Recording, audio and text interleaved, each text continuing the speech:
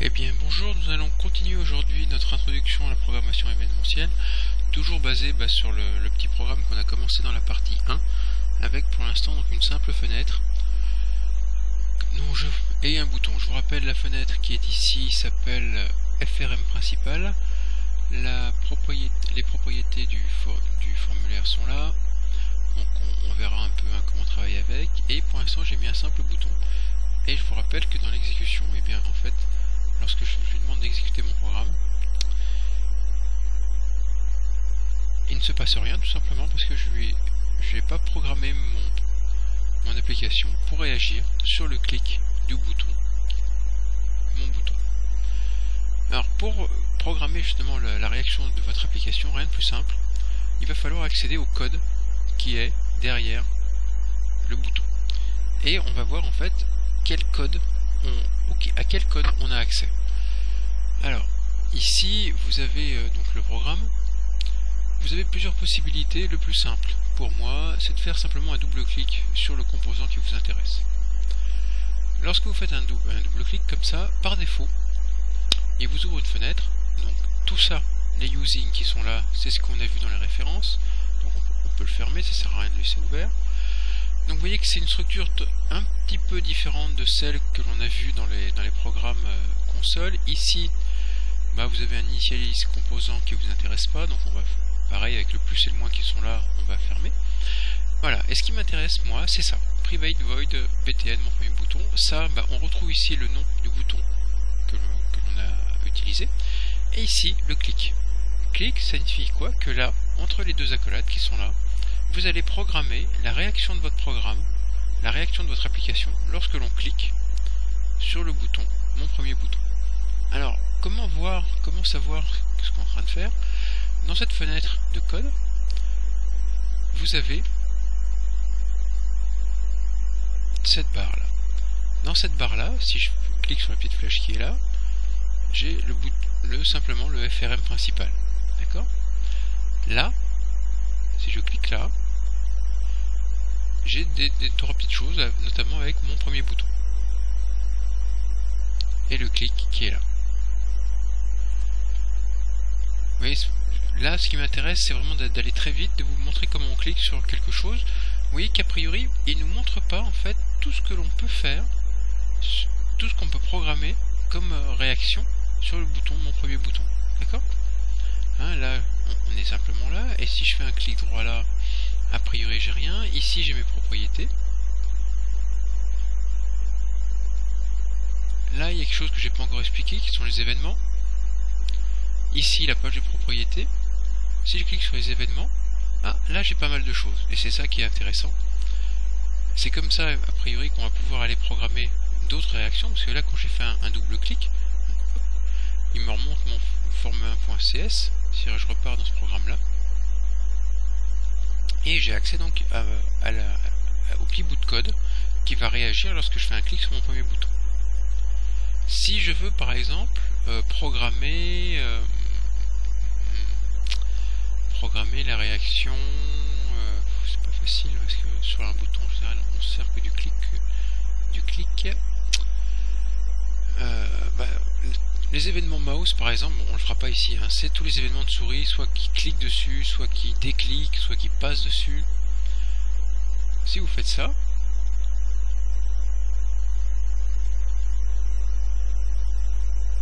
vous avez en fait accès au code existant, d'accord, et toujours pas au code, à une création de code.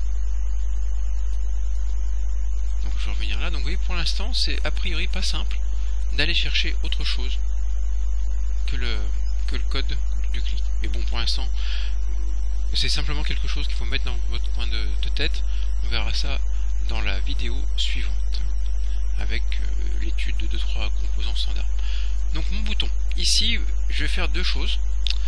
Je vais revenir là, pardon. Je vais définir un premier bouton et un deuxième bouton. Alors oui, regardez un peu l'éditeur comment il travaille. Vous voyez, il y a une barre bleue qui apparaît là. C'est simplement pour aligner correctement vos boutons. Je vous conseille d'aligner vos boutons comme ça, vos composants. Ça sera beaucoup plus joli et beaucoup plus propre et beaucoup plus surtout professionnel. Pour les déplacer, on peut les prendre tous les deux, les faire glisser, les centrer correctement. Ce bouton là en fait c'est un bouton sur lequel je vais programmer l'arrêt de mon application. Je vais mettre quitter. Alors est-ce que... Oui. Ici, l'arrobas, le i commercial que j'ai mis là en fait, fait apparaître un souligné sous le QE qui est là. C'est simplement en fait une touche de raccourci comme le propose Windows. Donc ça s'écrit un peu bizarrement, mais au moins comme ça vous avez un raccourci. Et donc là je vais garder ma nomenclature que j'ai utilisée tout à l'heure, c'est-à-dire btn-bas. Voilà, je ne vais pas être très original, je vais mettre quitter. Alors le quitter, je fais un double clic dessus. Pareil, il me donne accès à ma page de code. Pour quitter une application, vous devez utiliser une instruction simple qui est application. Donc ici, vous voyez, j'ai tapé le A, il me montre toutes les instructions qui commencent par un A. Bon, après, il me permet d'accéder à autre chose, évidemment. Donc, je vais recommencer. Ah, majuscule, donc méfiez-vous aussi, hein, on est toujours dans cette problématique des minuscules et des minuscules. Ça c'est une classe, donc on verra en Slam 2 ce que c'est qu'une classe. Bon, je pense que je vais être obligé d'expliquer ça un peu avant, puisque tout est un système de classe.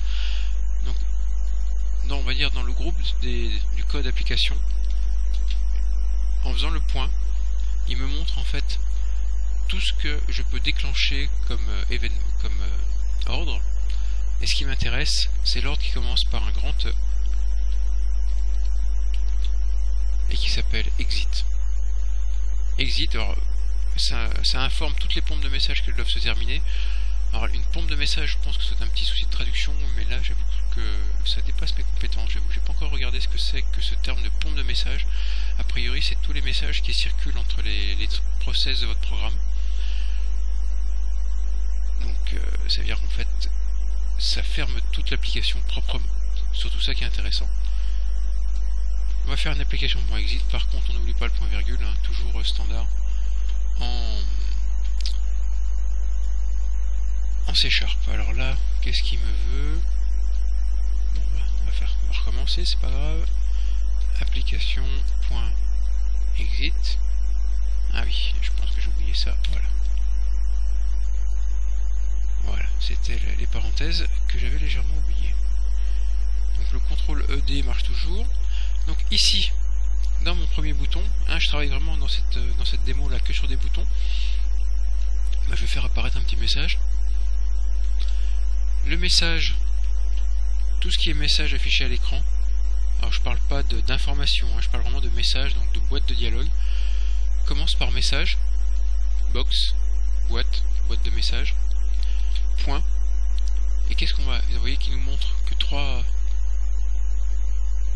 ordres. Equals, référence equals ou le show. Voilà, donc il n'y a que le show qui nous intéresse, hein, c'est montrer. Et si vous ouvrez une parenthèse, alors là, on verra aussi ce que c'est que ce 1 sur 21. C'est simplement toutes les formes possibles que vous pouvez avoir entre les parenthèses. Donc là, on a ça. Là, on a donc l'honneur et le string text. On a ça, c'est déjà un peu plus intéressant, le string text et le string caption. Là vous avez l'honneur, etc. Bon, il y en a 21, on va pas les détailler toutes. On va simplement mettre un petit message bonjour avec un point virgule. Après on verra ce que ça donne. Voilà, vous voyez ici j'ai mis simplement deux ordres à deux endroits différents. C'est la grosse différence, hein, avec les applications console. L'application console, on écrivait tout entre deux accolades. Bah là, on écrit notre code petit bout par petit bout, des petits bouts de code un peu partout, et c'est ce qui est compliqué en fait au départ à bien comprendre. Là, on lui a dit que lorsqu'on allait cliquer sur le bouton quitter, on quittait l'application, et que lorsqu'on cliquait sur le bouton, mon premier bouton, on faisait afficher bonjour. On va sauvegarder, on démarre. Et là, c'est ce que je vous disais aussi dans ma diapo précédente, c'est que ma vidéo précédente, pardon, vous ne savez pas ce que va faire l'utilisateur. Si je fais ça, j'arrête mon programme, mais je n'ai pas fait afficher ça. D'accord? Si je redémarre, j'appuie sur mon bouton, vous voyez qu'ici il m'a mis une fenêtre sans titre, tout simplement parce que je lui ai pas dit de titre, avec bonjour. ici j'ai juste un bouton OK, je rappuie sur mon bouton OK, et il revient. Donc il a fini d'exécuter ça, il ferme l'accolade, mais lui, je lui ai jamais demandé d'exécuter ça, c'est pas une application linéaire. Donc maintenant que j'ai fait ça, bah lui dit OK, j'ai fini, je reviens un peu là-dedans et j'attends un autre ordre. Si je rappuie, voilà. D'accord. Et ça, vous voyez, c'est pratiquement impossible à faire en programme console. Voilà, donc là je vais quitter. Voilà, donc vous voyez qu'ici, bah, je vous ai fait un tout petit programme avec 2 boutons. Un seul événement à gérer derrière, c'est qu'est-ce qui se passe quand je clique sur le bouton. Un coup, j'affiche un message, un coup, j'arrête mon programme. Donc maintenant, bah, on fera des exercices et des vidéos pour voir tout ce qu'on peut mettre dans le vidéo. Hein. Par exemple, si je mettais une virgule, alors, je sais pas, moi sur mes titres par exemple, on va bien voir ce que ça donne. Hein. Vous pouvez vous amuser des fois à faire des choses au hasard comme ça, sans forcément... Vous voyez, bon là, j'ai un peu triché parce que je savais ce que je faisais, mais le deuxième argument, c'est le titre de la fenêtre, qui tout de suite est un peu fait un peu plus professionnel qu'une fenêtre vide comme ça sans rien. Donc je mets titre du message par exemple. Voilà. Voilà donc comment on peut travailler avec des 2 boutons très simplement. Ici vous avez quand même mine de rien 2 instructions majeures, hein, le message box et l'application .exit. Et donc dans la vidéo suivante, on travaillera avec deux autres composants fondamentaux, à savoir le label box, les labels et les labels box et les text box. Et une fois que vous aurez vu déjà les labels, les text box et les boutons, bah vous aurez vu on va dire les trois composants que vous allez retrouver pratiquement systématiquement dans toutes vos applications. Voilà, merci.